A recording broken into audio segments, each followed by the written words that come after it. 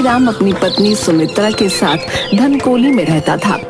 धनीराम पेशे से एक व्यापारी था और अक्सर काम के सिलसिले में दूसरे देश की यात्रा पर जाया करता था। धनीराम की पत्नी सुमित्रा मां बनने वाली थी। सुमित्रा को गर्भवती हुए 8 महीने हो चुके थे। एक दिन सुमित्रा धनीराम से बोली, आज मुझे संतरे, पके हुए आड़ू खाने की बहुत तीव्र इच्छा हो रही है। क्या आप मेरे लिए बाजार से ले आएंगे? जरूर ले आऊंगा, बिल्कुल फिक्र मत करो। धनीराम पत्नी सुमित्रा के कहने पर उसके लिए बाजार से संतरे और पके हुए आड़ू लेकर आता है। सुमित्रा बहुत सारे संतरे और पके हुए आड़ू खा लेती है और साथ ही गलती से फलों के कुछ बीज भी निगल जाती है। रात के समय जब वो सोने के लिए बिस्तर पर जाती है तो उसे अपने बचपन में सुनी वो बातें याद आ गई थीं कि अगर आप गलती से बीज निगल जाते हो तो रातों रात एक पेड़ में तब्दील हो जाते हो। डर के मारे वो उस रात सो नहीं पाई और अजीब अजीब से सपने उसे आते रहे कि वो अलग अलग तरह के पेड़ों में बदल गई है। सुबह उसने अपने पति धनीराम को सपनों के बारे में बताया। तुम बिना बात के ही परेशान हो रही हो। तुम्हारे इन सपनों का कोई मतलब नहीं है। बिल्कुल फिक्र मत करो, बस अपना ध्यान रखो।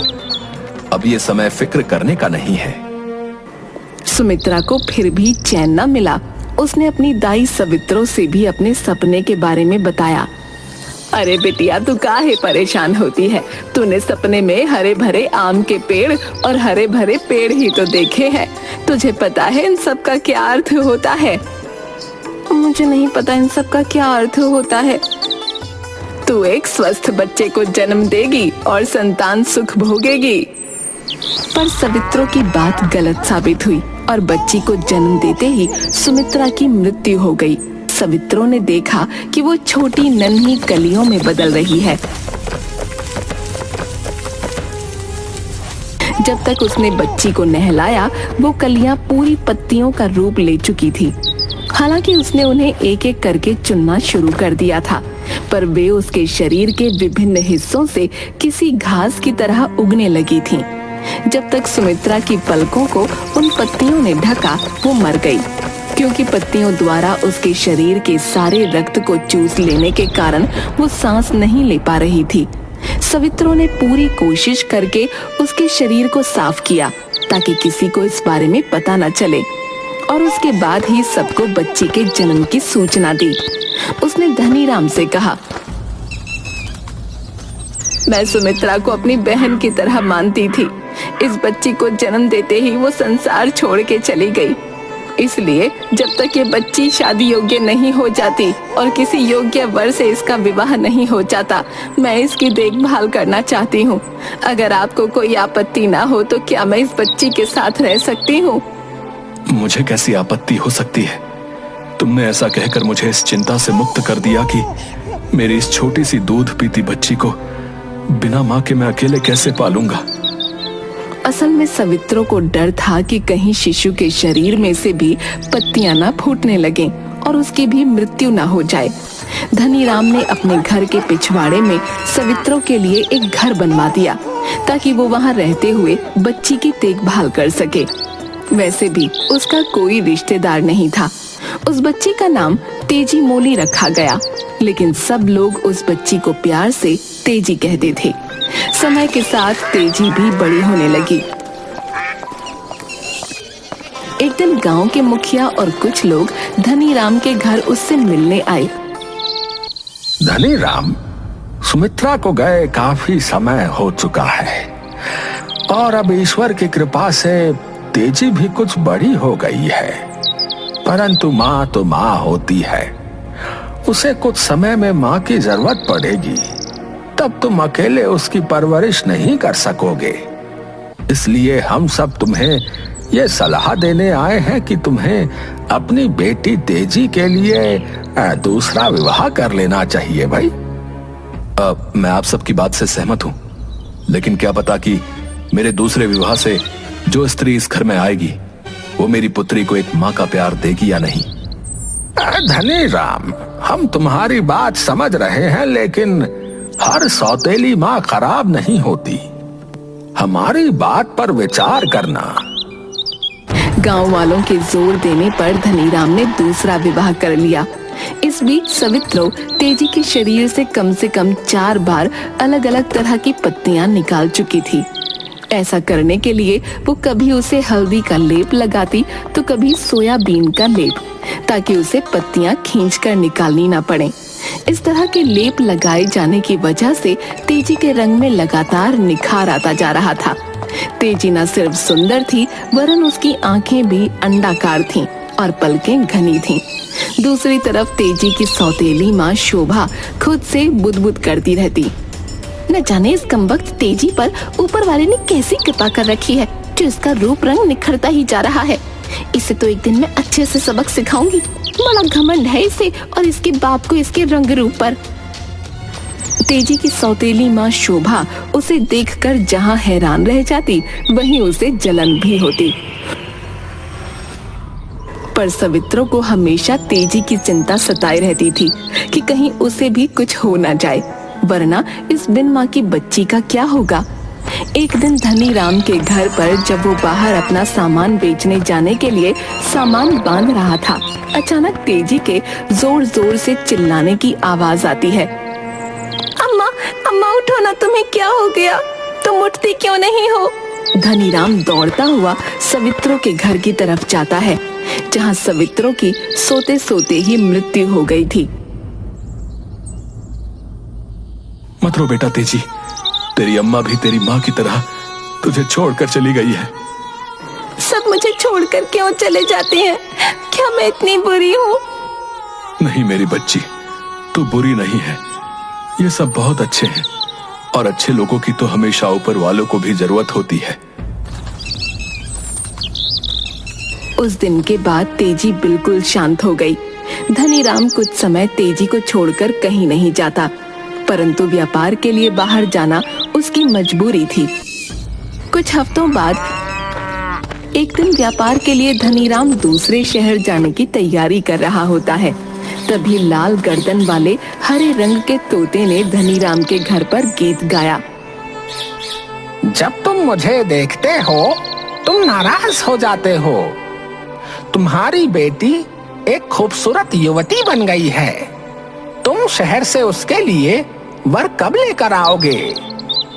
तोते की आवाज बहुत ही कर्कश और तेज थी, जिसे सुनकर धनीराम को अपनी दूसरी पत्नी का ध्यान आ जाता है, जो बहुत ही लड़ाकू किस्म की स्त्री थी।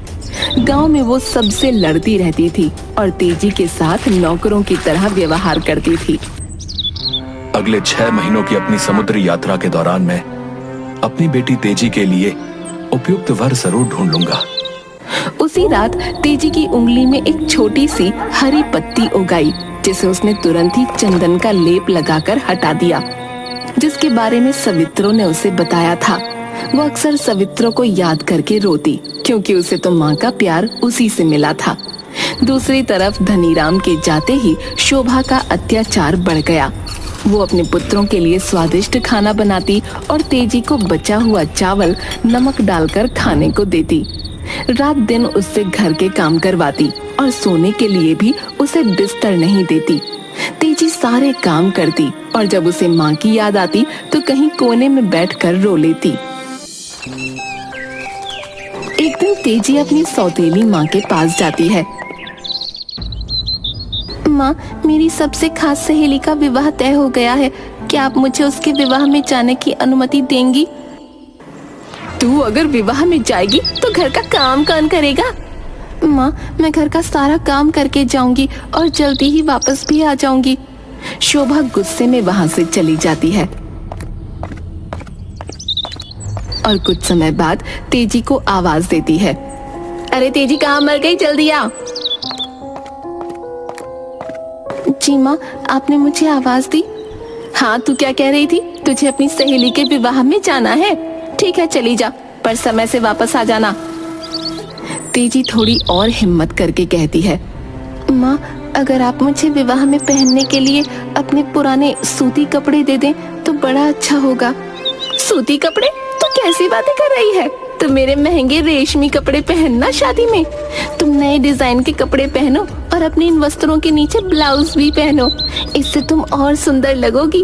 मैं तो अब ऐसे कपड़े पहन नहीं सकती हूँ क्योंकि अब तो मैं बूढ़ी हो रही हूँ, लेकिन तुम्हें ऐसे कपड़े पहनने चाहिए।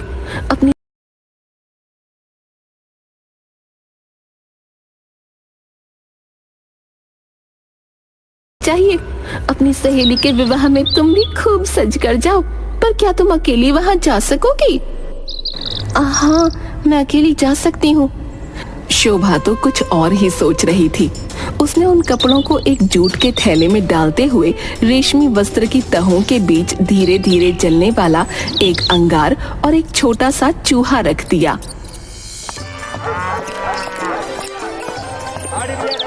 सहेली के घर जाते हुए तेजी को लगा कि जैसे थैले में कुछ हिल रहा है। वो उसे खोलकर देखना चाहती थी। तभी उसे शोभा की कही हुई बात याद आ गई। शोभा ने उसे हिदायत दी थी, विवाह स्थल पर पहुंचकर ही थैला खोलना, उससे पहले नहीं, वरना रास्ते की धूल मिट्टी से वस्त्र गंदे हो जाएंगे। तेजी ने खुद से कहा, अगर मैंने इस थैली को खोला तो माँ गुस्सा हो जाएंगी, और फिर पहली बार माँ ने मुझे ममता भरी निगाहों से देखा है। मैं उस ममता को खोना नहीं चाहती। मुझे हर हाल में उसे खुश रखना होगा। तेजी और तेजी से चलना शुरू कर देती है ताकि वो जल्दी से अपनी सहेली के घर पहुंच सके। माँ के डर से तेजी चुपचाप चलती रही। उसने अपने थैले से धुआं निकलता देखा नहीं। विवाह स्थल पर पहुंचने के बाद जब उसने पहनने के लिए वस्त्रों को निकाला और देखा कि वे जगह जगह से कटे हुए हैं और कहीं कहीं से जल भी गए हैं, तो वो हैरान रह गई। वो डर के मारे रोने लगी। अब तो माँ कोई बड़ी सजा देंगी क्योंकि मैंने माँ के इतने कीमती कपड़े जो खराब कर दिए। उसकी सखी ने उसे सांत्वना देने की कोशिश की। तेजी, तुम इसके लिए उत्तरदायी नहीं हो। माँ को मैं ये बात कैसे समझाऊंगी? वो मुझे बहुत मारेंगी। उन्हें सब सच बता देना, इसमें तुम्हारी कोई गलती नहीं है। तुम मुझे उपहार में मिले हुए मेरे ये रेशमी वस्त्र पहन लो। तेजी दुखी थी और ये बात भी उसे रुला रही थी कि सखी उससे दूर चली जाएगी, जिसके साथ वो अब तक अपने सारे दुख सुख बांटती आई थी। फिर जिसका तेजी को डर था वही हुआ। उसकी माँ ने उसकी बात पर विश्वास नहीं किया। शोभा ने तेजी के लंबे बालों को खींचा और उसे मारने लगी। मुझे तुझ पर विश्वास नहीं करना चाहिए था। तू तो इस लायक है नहीं। तूने मेरे रेशमी वस्त्र खराब कर दिए। अब तुझे इसकी सजा तो मिलेगी ही।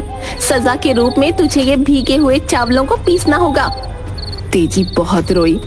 माँ, मैंने सचमुच आपके वस्त्र नहीं फाड़े हैं। शोभा नहीं मानी। वो तो कब से तेजी को मारना चाहती थी और अब इस सुनहरे अवसर को वो गंवाना नहीं चाहती थी, खासकर जब उसके पिता भी घर पर नहीं थे। उसने चावल पीस रही तेजी के दाएं हाथ को ही चावल के साथ पीसना शुरू कर दिया और उससे कहा, अब चावल पीसने के लिए अपने बाएं हाथ का इस्तेमाल कर। तेजी रोते रोते बोली, माँ, तुमने मेरे दोनों हाथों को आहत कर दिया है, मुझे जाने दो। अपने सिर से चावल पीस। फिर डंडे से शोभा ने तेजी के सिर पर मारा और उसके शव को घर के पिछवाड़े दबा दिया।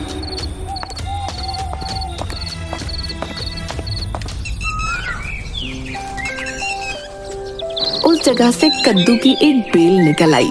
कद्दू का पौधा गीत गाता और अपने फूलों की खुशबू बिखेरता रहता। पौधे द्वारा गाया जाने वाला गीत बहुत ही मधुर होता था। लगता था कि कहीं बहुत दूर कोई स्त्री गा रही है। एक दिन पड़ोसी शोभा से, क्या बात है शोभा बहन, बहुत दिनों से तेजी नहीं दिख रही। हाँ, वो कुछ महीनों के लिए अपनी सहेली के घर गई है, कुछ समय बाद वापस आ जाएगी।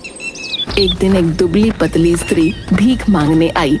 मालकिन, भगवान के नाम पर मुझे एक कद्दू दे दीजिए। तुम बेवकूफ हो क्या? मैंने तो हफ्ते से कद्दू नहीं पकाया, यहाँ तक कि रोहू मछली के साथ खाने के लिए भी नहीं। मैंने अपने बेटे को आज ही बाजार भेजा है कि कहीं से एक अच्छा कद्दू ले आए। तुमने कहाँ से मेरे घर में कद्दू देख लिया? मैं झूठ नहीं बोल रही हूँ, आप इस घर की मालकिन हैं और अगर आप मुझे कद्दू नहीं देना चाहती हैं तो कोई बात नहीं। स्त्री जाने के लिए वापस मुड़ी। शोभा हैरानी से बोली, मुझे नहीं पता कि तुमने कद्दू कहाँ देखा है, पर अगर ऐसा है तो खुद ही जाकर ले लो।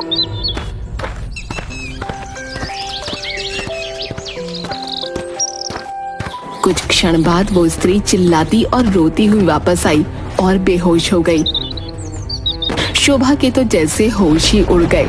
उसने पानी लाकर उस स्त्री पर छिड़का। क्या तुम ठीक तो हो? तुमने क्या देखा? होश आने पर स्त्री ने अपनी घबराई हुई नजरें चारों ओर घुमाईं। वो अभी भी कांप रही थी और पसीने से तरबतर थी। उस बेल में भूत है। वो कहती है वो तेजी मोली है और उसकी सौतेली माँ ने रेशमी वस्त्र खराब हो जाने की वजह से उसकी हत्या कर दी। वो कौन है? क्या आप उसे जानती हैं मालकिन? ये सुन शोभा बरामदे में इधर उधर चक्कर काटने लगी। उसे डर लग रहा था क्योंकि पड़ोसी अक्सर उससे पूछते ही रहते थे कि तेजी मोली अभी तक वापस क्यों नहीं आई। अचानक उसके मन में एक विचार कौंधा। शोभा खुद से बोली, आखिर वो एक बेल ही है। वो तेजी की बच्ची तो मर चुकी है। वो मेरा कुछ नहीं बिगाड़ सकती। मैं अभी एक कुल्हाड़ी लेकर पिछवाड़े में जाती हूँ और उस बेल को काटकर सारा किस्सा खत्म कर देती हूँ। शोभा कुल्हाड़ी लेकर पिछवाड़े जाती है। उसने सुना कोई विवाह के समय गाए जाने वाला विदाई गीत गा रहा है। तुरंत उसने बेल के टुकड़े टुकड़े कर दिए। पौधे के कोमल बीज चारों ओर बिखर गए। वो बुरी तरह से हाँफ रही थी। फिर वो घर के अंदर जाती है। तुम दोनों मेरे साथ चलो और घर के पिछवाड़े जो कद्दू की बेल निकली है उसके फल फूल बेल सबको काटकर गड्ढे में दबा दो। उन तीनों ने मिलकर एक गहरा गड्ढा खोदकर उस पौधे को बगीचे के एक कोने में दबा दिया। इस बार वहां पर गहरे लाल रंग के आलू बुखारे के फल जैसा पौधा उगाया। कुछ हफ्तों बाद गांव के कुछ गाय चराने वाले शोभा के पास जाते हैं। मालकिन, हमें अपने आलू बुखारे के पेड़ में से कुछ आलू बुखारे दे दीजिए। हमारे यहाँ कोई आलू बुखारे का पेड़ नहीं लगा हुआ है। तुम लोग पागल हो क्या? अरे मालकिन, झूठ क्यों बोल रही हैं? आपके घर के पिछवाड़े इतना सुंदर आलू बुखारे का पेड़ है जिसमें लाल लाल आलू बुखारे लटक रहे हैं। शोभा बड़बड़ करती हुई वहीं बैठकर सब्जी काटने लगी। तभी एक आलू बुखारा जमीन पर गिरता है और उसमें से झाग निकलने लगते हैं। दूसरा आलू बुखारा गिरता है और वो एक बच्चे की आवाज में रोने लगता है। फिर तीसरा आलू बुखारा गिरता है और गाना गाने लगता है। अपने हाथ फैलाने की हिम्मत मत करना। मैं कोई आलू बुखारे का पेड़ नहीं हूँ। मुझे तो रेशमी वस्त्रों की वजह से पीस कर यहाँ दबा दिया गया है। ये मैं हूँ तेजी। दूसरी तरफ धनी राम अपने घर लौट रहा होता है। वो बड़ा खुश था और मन ही मन बोल रहा था, मैंने इस बार की यात्रा में व्यापार के साथ साथ अपनी बेटी के लिए उपयुक्त वर ढूंढ लिया। कद काठी से बलिष्ठ, बड़ों की इज्जत करने वाला, लोगों की मदद करने वाला, कोई बुरी आदत नहीं है उसमें। वो मेरी तेजी को बहुत खुश रखेगा और उसके जीवन में जितने कष्ट थे सारे कष्ट मेरी बेटी अपने पति के साथ उसके घर रहकर भूल जाएगी। तभी उसकी नजर पानी में खिले कमल पर गई। धनी राम ने ऐसा कमल अपनी जिंदगी में कभी नहीं देखा था। वो बांस से बनी छतरी जितना बड़ा था। उसने कहा, इसे मैं अपनी बेटी के लिए तोड़ूंगा क्योंकि मेरी सुंदर बेटी इस तरह का फूल पाने की ही हकदार है। जैसे ही धनी राम उसे तोड़ने के लिए आगे बढ़ा तभी वो कमल अपनी दुख भरी कहानी सुनाने लगा, जिसमें वो चूहे, अंगार और अपनी सखी के विवाह की बात कर रहा था। तेजी केवल एक ही बार गा सकती थी, इसलिए उसकी बात पर विश्वास न करते हुए जब वो कमल को उखाड़कर फेंकने लगा तो आप ऐसा ना करें और मुझे तोड़कर ना फेंकें। लेकिन जब उसे तोड़ा जाने लगा तो अचानक धनी राम ने देखा कि उस फूल ने अपनी हथेलियां खोल ली हैं। रुको, इस फूल के हाथ हैं और इसके हाथों में क्या है? अरे, इसके हाथ में तो एक नया पान का पत्ता और दूसरे हाथ में चबाए हुए पान का पत्ता है। धनी राम के ऐसा कहते ही उस कमल ने वो दोनों पान के पत्ते धनी राम के दोनों हाथों में थमा दिए। धनी राम कुछ क्षणों के लिए मौन रहा और फिर बोला, अगर तुम वास्तव में तेजी हो तो तुम चातक पक्षी में बदल जाओगी और मेरे दाएं हाथ में रखे चबाए हुए पान के पत्ते पर चोंच मारोगी। अगर तुम कोई भूत हो जो मुझे छलने की कोशिश कर रहा है तो तुम मेरे बाएं हाथ में रखे ताजे पान के पत्ते पर चोंच मारोगी। मेरे आदेश का पालन करने में देवी शक्तियां तुम्हारी मदद करेंगी।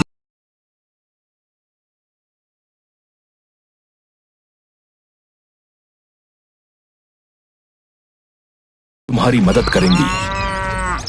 हवा अचानक बहते बहते रुक गई। ऐसा लगा कि कमल सांस ले रहा है। जब धनीराम घर पहुंचा तो पिंजरे में एक चातक पक्षी भी उसके साथ था। शोभा ने उसके बारे में कोई जिज्ञासा नहीं दिखाई। तेजी कहाँ है? वो दिख नहीं रही है।